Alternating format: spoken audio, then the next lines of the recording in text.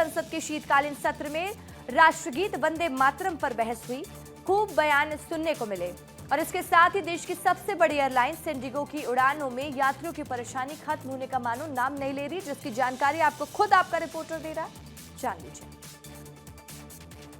संसद के दोनों सदनों में अहम विषयों पे चर्चा हो रही है। लोकसभा में जहां चुनाव सुधार और इसमें खासतौर पे एसआईआर को लेकर के बहस चल रही है, वहीं राज्यसभा में वंदे मातरम को लेकर के चर्चा चल रही है। संसद के शीतकालीन सत्र में तमाम मुद्दे उठ रहे हैं। दोनों ही सदनों में एसआईआर, बीएलओ की मौत और इंडिगो संकट का मुद्दा खासतौर पर उठा। कई बार बहसें हंगामों के रूप में तब्दील भी रही। एक तरफ जहां सोमवार को लोकसभा में वंदे मातरम पर जोरदार बहस हुई, आज इसी मुद्दे पर राज्यसभा में चर्चा हो रही है।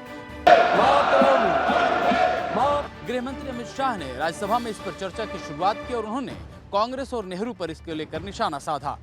दरअसल राष्ट्रगीत वंदे मातरम के 150 साल पूरे होने के मौके पर भारत सरकार की ओर से साल भर का कार्यक्रम आयोजित किया जा रहा है।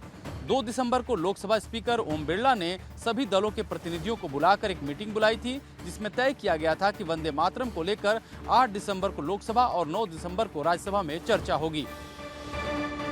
खासतौर पर यह देखा गया कि विपक्षी दलों ने चुनाव आयोग की निष्पक्षता को कटघरे में रखा और साथ ही साथ सुधार की दिशा में, जिसमें खासतौर पे चुनाव से पहले कैश ट्रांसफर का मुद्दा सबसे ज्यादा सदन के फ्लोर पे उठाया है। देश की सबसे बड़ी एयरलाइन इंडिगो में उड़ानों में यात्रियों की परेशानियां थमने का नाम नहीं ले रही है। आज 8वें दिन भी ये संकट जारी है और अब सरकार एक्शन मोड में नजर आ रही है। इंडिगो की फ्लाइट्स कैंसिल या देरी होने का सिलसिला 8वें दिन भी जारी है। आज 200 से ज्यादा फ्लाइट्स कैंसिल हुई। हालांकि एयरलाइन धीरे धीरे अपनी शेड्यूल को स्थिर करने की कोशिश कर रही है।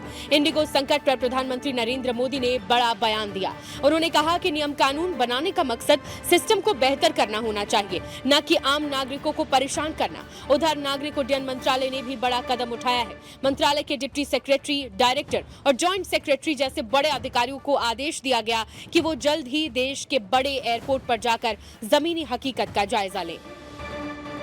देश में पिछले एक हफ्ते से इंडिगो के फ्लाइट्स कैंसिल होने की वजह से हवाई सिस्टम पूरी तरीके से गड़बड़ा गया है और इसकी वजह माना जा रहा है एविएशन सेक्टर में इंडिगो का दबदबा।